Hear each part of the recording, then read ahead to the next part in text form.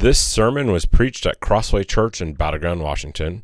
It's part of our series, 1 Corinthians, Viewing Life Through the Gospel Lens.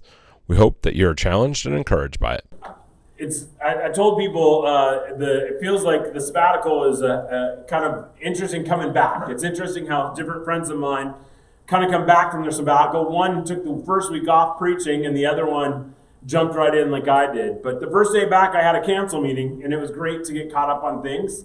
To hear what the elders and deacons and Pastor Vance and Amy and everybody did. I told them the amount of health issues and just different pastoral concerns that you guys had to deal with in the 3 months that I was gone. It was huge. There's been so many things going on in your guys' lives. And I got to say, well done to all the folks who stepped up and did that. It was amazing to hear just how everything went. And all the ways that all of you just stepped up and helped. And as we were talking about how different people stepped up and helped to serve, Bob, who actually is sick today, made a comment about, it reminded him of a line from President Kennedy's speech. Now, can you think about what that line would be? In his inauguration, he made the line that I think most people are pretty familiar with, and it's this. It says, "My fellow Americans, ask not what your country can do for you, but ask what you can do for your country." There's a mindset change in there, isn't it? There's a shift there. Oftentimes we can go about life and we can think about what others have to do for us rather than what we can do for them. It's a call to sacrifice that I think what Bob was saying, when it's applied to the church, it would go something like this. Ask not what your church can do for you, but what you can do for your church. Or ask not what your church community can do for you, but you can do for your church community. I don't know about you how that sits. Sometimes the call to sacrifice can call us into action. Sometimes it can make us a little squeamish. We don't necessarily like it. But the reason why I start with this is because Paul's going to give us a similar challenge in our text today. But before we look at that, I want you to think about kind of the slogans that we have in our own day. Some of them may be just do you, do what makes you happy, find your inner peace, get what you deserve. I would say if there's a characteristic of what I hear often in our culture today, it's not one of sacrifice, but it's rather one of getting what is yours. And so I think we need to wrestle with this as we look at this and see that the message of the gospel and the message of even our passage today is countercultural. And it's going to grate on us a little bit. Because I don't know about you, but I kind of am selfish. I kind of like doing my own thing.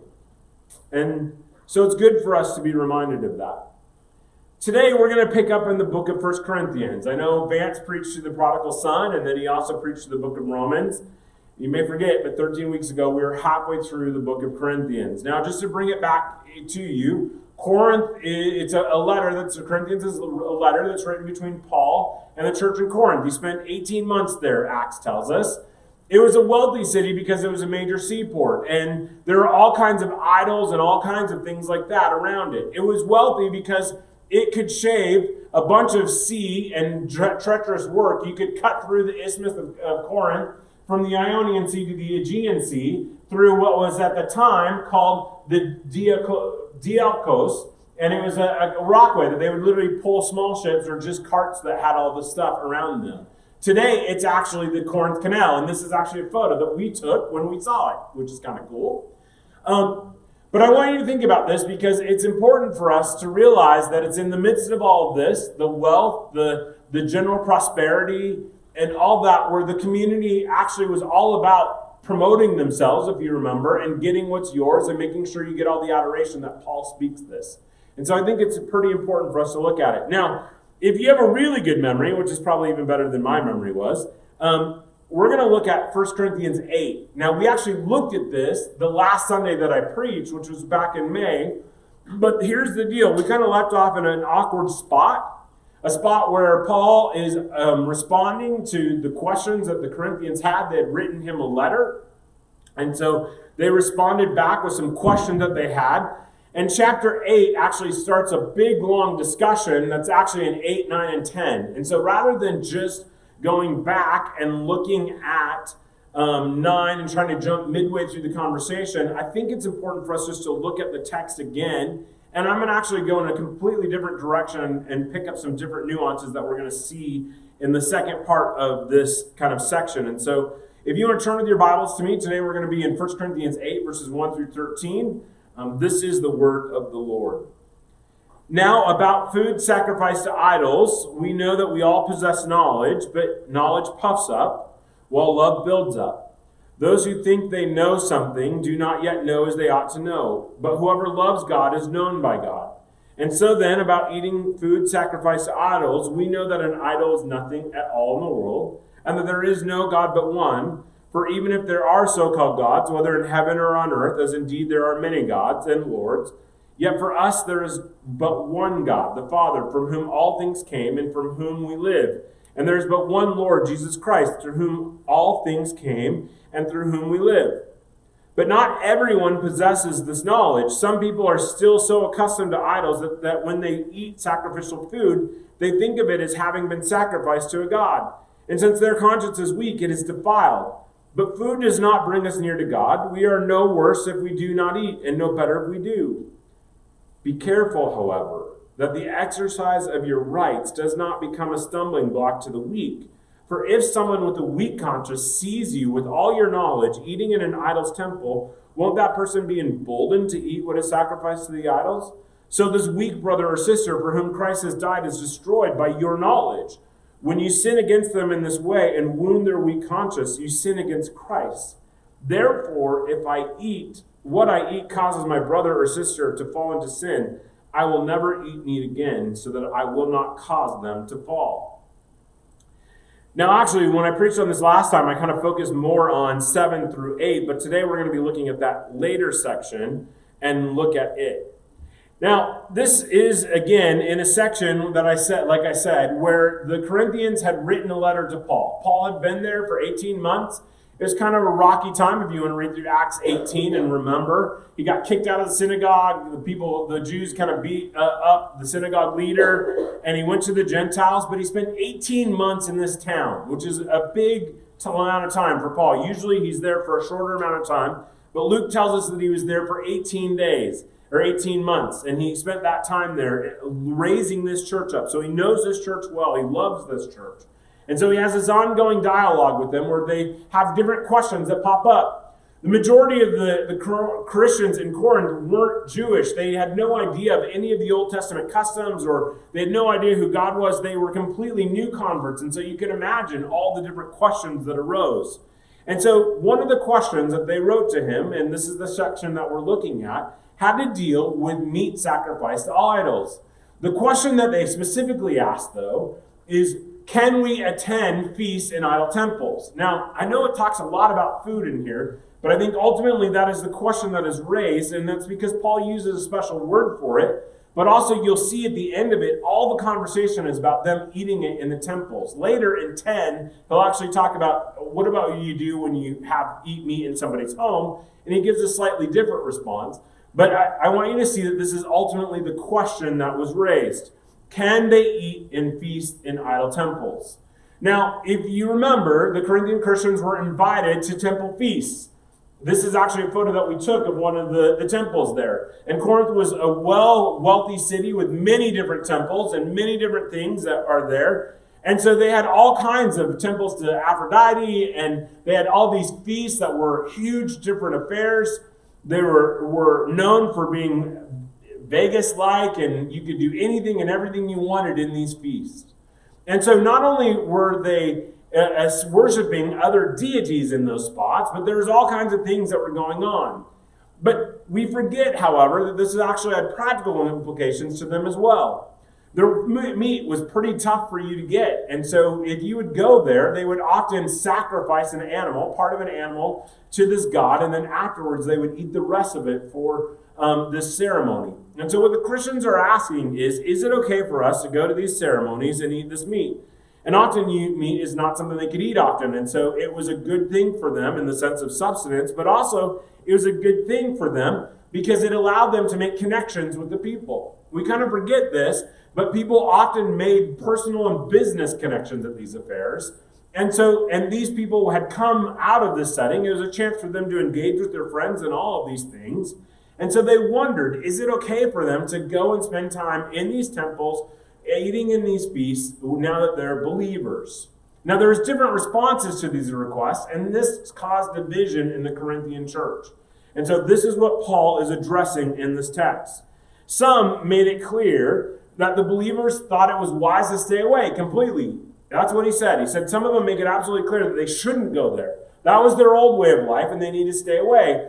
Now, others of them seem to contend that they could attend these feasts, and Paul seems to be arguing and quoting their argument for why they could do this. That's why this text may seem he quotes different things and brings it in the argument. He takes things that they wrote in their letter, especially an idol is nothing at all in the world, or there is no one but one God, to kind of lay out their reasoning and then argue it back to them. The first reason that the people gave for those who said it was okay for them to go into the temple is that idols are meaningless. They're just trinkets. I mean, we walked through all kinds of museums this summer. We went through all kinds of ruins. My girl said we see a few too many. We kind of got ruined out. We saw 7 churches of Revelation in 3 days, and then we saw, another 4 or 5. I don't blame them. But, when we walk through a museum and we see these different things, it's a sculpture. It doesn't have the power that it did there. And that's really what the people are arguing. They're saying, look, this is nothing but a stone. It has no power. We know that it's not the actual God. And so we can go to this place because we know everything in here is meaningless. It doesn't really matter. And they say, because it doesn't matter because we worship the only one true God. And we know that these other deities aren't him. And so that's what they say. First off, that an idol is nothing at all in the world. And then he says there's only one God. And so we can go to these feasts. We can hang out in these celebrations because we know that the people may be taking it seriously and worshiping these things and thinking that it has an effect. But we know that it doesn't have any effect at all. And so we can go there and it doesn't have any kind of effect on us whatsoever. Their argument actually, even though most of them were Gentiles, is based, I think, on Deuteronomy, where it says there's only one God but one. And Paul says that. That's true. We'll see in his response to them. But the point is this. They say we can go and hang out in these ceremonies, in these temples, because we know that the idols are meaningless. They're just stone statues. And we know that we worship the one true creator God. And so these other things are false. And because we have that knowledge, we can go into this place and it won't have any kind of effect on us. They said it this way. Because they knew this, they had the right to attend these temple feasts because it had no effect on them. This is the way Paul uses the language. He says it right there. Be careful that you exercise your rights. In other words, what they're saying is, I don't care what these other people do or what they think. I'm going to do what I think is best for me, and that's what we're going to do. This is kind of the attitude that Paul speaks against. Now, in his response, he actually takes the argument back, and he agrees with them. There's only one true God. He takes that passage in Deuteronomy, and he applies it to Jesus and God, which if you ever want a reason for the Trinity, this is actually a good one. It mentions God the Father and the Lord Jesus Christ, and it combines it with that passage from Deuteronomy. There's one God. And Paul says, you're right, there is only one true God, and you're even right that the food itself isn't that big of a deal. He says food doesn't bring us near to God, but we're no worse if we eat it or drink it. And so what we see here is that it's not about the meat, and they can worship the God, but what he does point to them is that he wants them to avoid these temples because of what it can do to other believers. Now, it's one line that a commentator said, it's not about the venue, it's about the menu. I thought it was it rhymed. And I think that's important for us to see. When we looked at this text before, I looked at all the reasons why the venue was actually something that they shouldn't take lightly. And that is, even though the Corinthians said that the idols had no meaning or no power, the reality is that they actually did have more power than what they thought. And so that's it. I think this just died. Okay, let's do this. All right, can you hear that? Perfect. All right, so I'll repeat myself.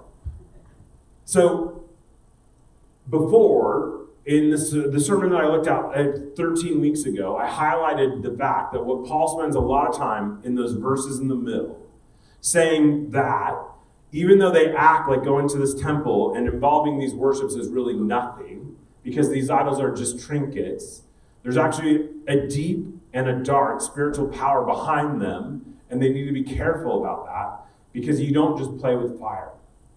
But in today, I want us to look at something else that he highlights, and that is, instead of focusing on that, instead what he urges is that they urges them to avoid meeting in the temples, not just on the principle, he highlights that in the first part, but also so they don't lead others astray. And I want you to see how strong of language Paul uses about this. He says, be careful that you don't exercise your rights because it's become a stumbling block. A big stone that they not only just stubbed their toe on, that they could break their leg on. If you have somebody who has a weak conscience and they see you doing this and they follow down this path, you literally could destroy them. That's the language that he uses.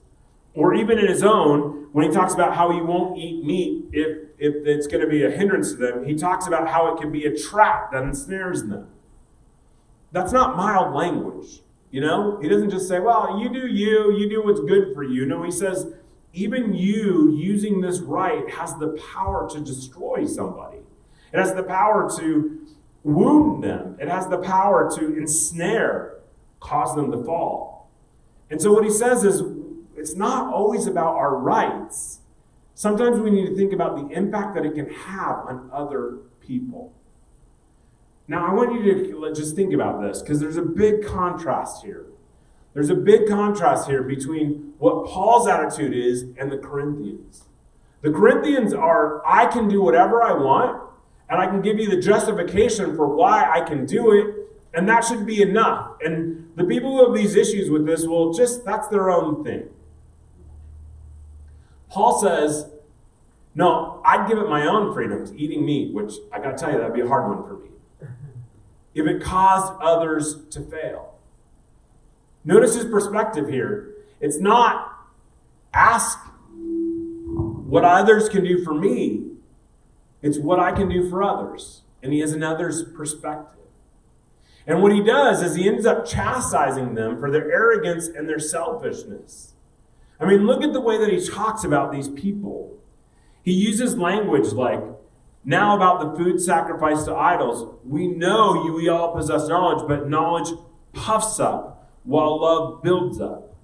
And what he refers to them basically as being arrogant and puffed up.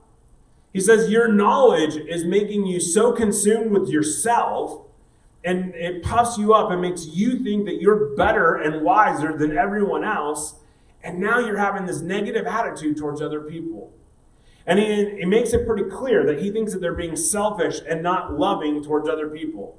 You notice that he contrasts it between their knowledge that builds up and puffs them up versus love, which is all about building up other people. And so what Paul is urging them to do is not be so focused on their own rights or what they think they can do.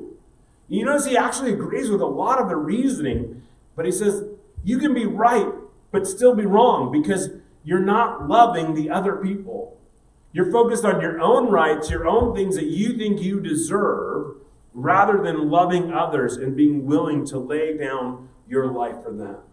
And we're going to see in 9 where Paul says, not only this, he says he'd give up meat, but in 9 he talks about how he'd give up his wage just because he doesn't want people to think that he's a charlatan, even though he has the right to do it, because he wants them to know that this gospel message is free.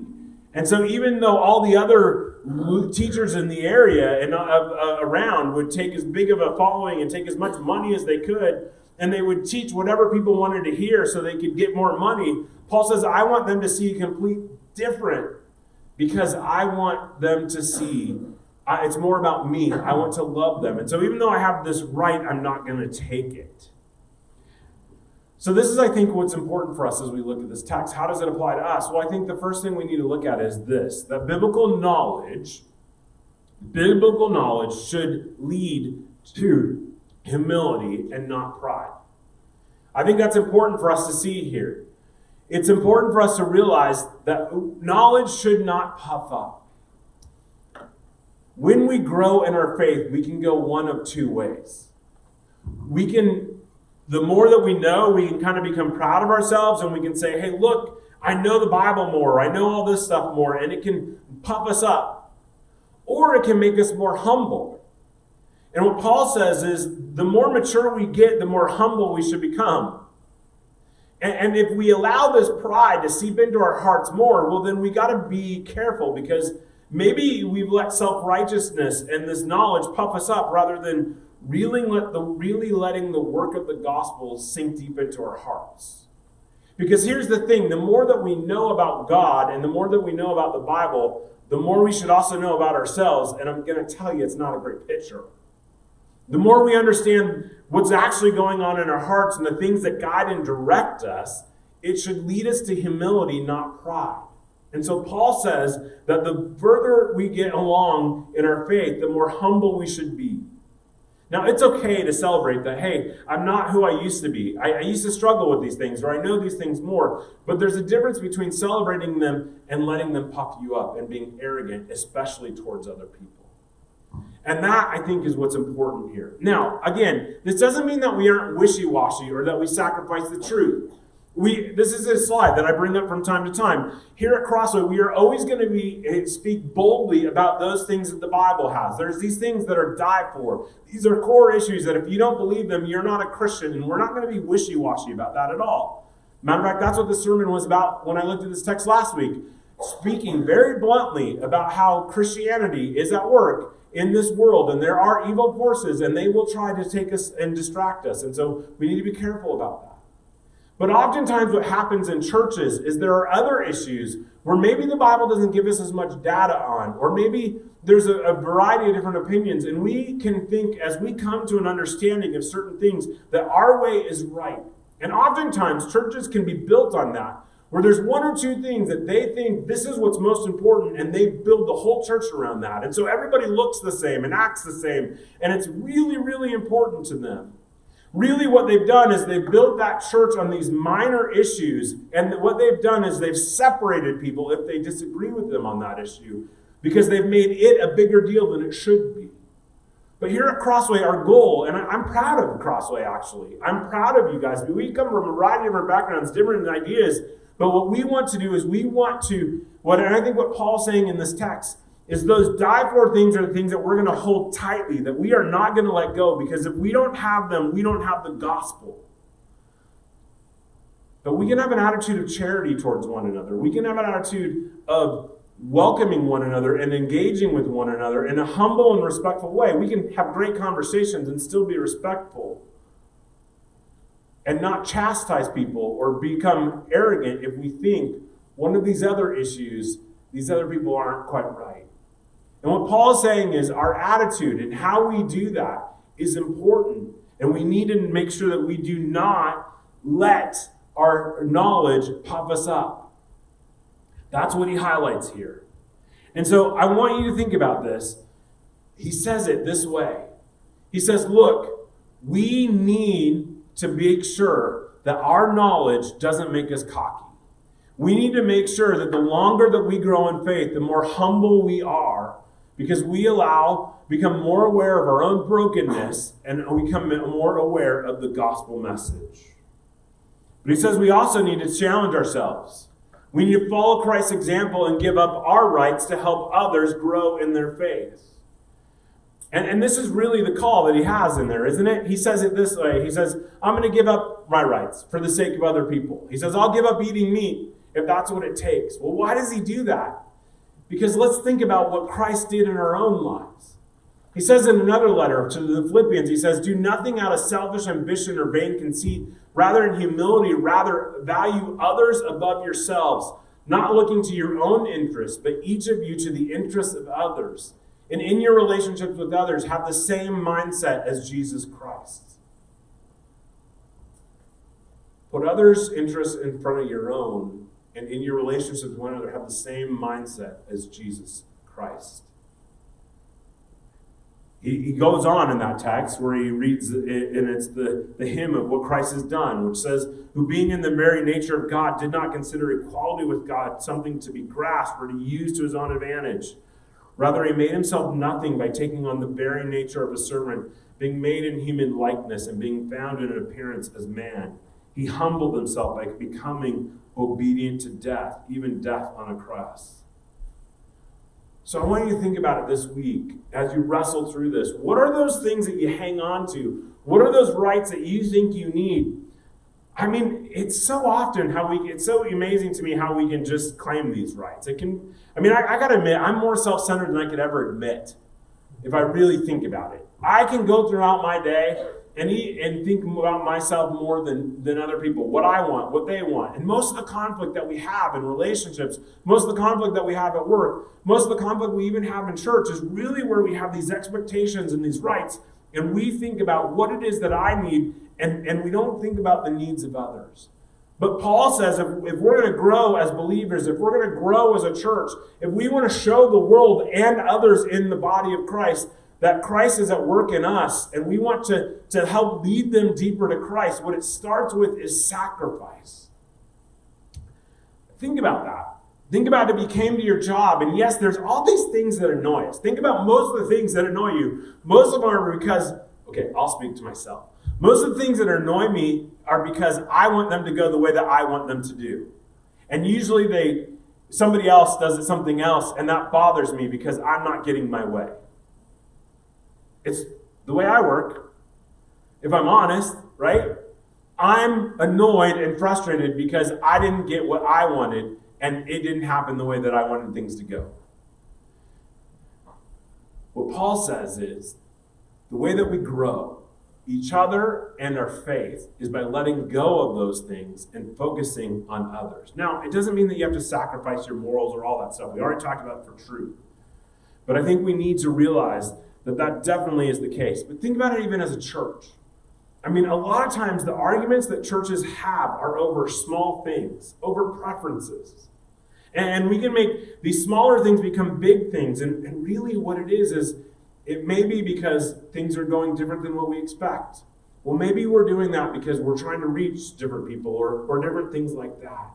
And as we grow in a church, and I want to commend you. This is not me railing on you because I think you do a bad job on it. I actually think that Crossway does a great job of focusing on what really matters and having grace and gratitude towards it. But if we're going to keep that ethos up, we need all to heed this challenge. We need to follow Christ's example and give up our rights to help others grow in faith.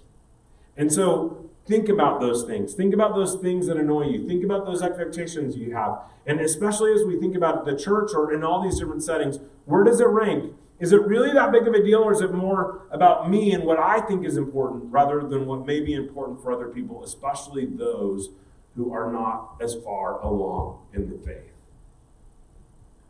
This is the challenge that Paul gives us. And it's a challenge for us to think about. One, not about assuming your rights and doing what you think just getting what you deserve, but rather knowing that you may have rights, but willfully giving them up for other people. In 1908, the Irish explorer Ernest Shackleton ended an Arctic expedition attempting to reach the South Pole, and he didn't make it. They got 97 miles short of the pole, and he had to turn back. In his diary, Shackleton told of a time when the food supplies in this were near the end. They literally had one beat-up old biscuit, called a hardtack, a dried biscuit, that he gave to each person. Some of the men took the snow and melted it and made some tea and ate it right away. I'm sure it was as dry can be. Now others, however, stowed it in their food sacks, waiting to eat it later as they went further along, saving it for the last moment of hungry desperation. Well, the fire was built up, and weary, exhausted men climbed into their sleeping bags to face a restless sleep, tossing and turning. And then Shackleton noted in his diary that when he was almost asleep, out of the corner of his eye, he noticed one of his most trusted men sitting up in his bag and looking about to see if anybody was watching. Shackleton's heart sank within him as this man began to reach toward the food sack of a man next to him. Shackleton thought the worst, that this guy was going to steal somebody else's, and he thought the conditions had gotten the worst of this man. He was going to steal another one's food. But instead, to Shackleton's surprise, he watches the man open his food sack and took his hardtack and put it in this man's sack because he knew that he needed it worse than he did. Shackleton understood that his crew had a chance to survive because people didn't look out to their own interests, but rather to the interests of others. And it stuck with him enough that he wrote it in his diary and made it in the history books. Paul knows that the people of Corinth are going to face all kinds of challenges, that society and all these things are going to come at them and bombard them, and life is going to come at them, and they don't know how they're going to get through. But what he says is, the way that you get through and the way that you grow is not by focusing on yourself, but rather focusing on the needs of others. And he's calling all of us to take the free gift that Christ has had, where he gave his life for us so that we could have the ultimate gift, salvation, and allow it to have a deep, deep impact in our own lives so that we can have this same charitable perspective towards others. That it's not about us, and it's not about our rights, and it's not about who we think what we deserve, but rather we focus our lives focused on other people and trying to reach out to them and help them. And here's the thing, it's hard. It's not easy to do. Our selfishness and our pride and our everything works against us more than we care to admit. But this is how we grow. Our grow in faith, our grow help one another, is by having this kind of perspective. And we know that the reason why we do it is because Christ did this to us. He paid the price that we couldn't pay for our sins, and we are so full of gratitude for this that we are willing to let go of our own rights, our own things that we think sometimes need to be held more tightly than they do, and willing to let go of that for the sake of others. I want you to think about just how awesome a church community can be. And again, this is not me railing on you guys. I'm so proud of you guys. But think about how our church could be even better if we all had this attitude. Think about how our jobs could be better, how our relationships could be better if we didn't hold on to those rights that we have, but rather willingly gave up those selves to help others grow. God can do amazing things. But the reason why we can do it is not because we're awesome, but because Christ did it for us and modeled it. And it helps us empower us. His Spirit empowers us to do this for others. Let's pray. You have just watched a sermon from Crossway Church in Battleground, Washington. We hope that you enjoyed it, and we'd love to have you come join us for a worship service on Sunday at 10 a.m. at 311 North Parkway Avenue in Battleground, Washington.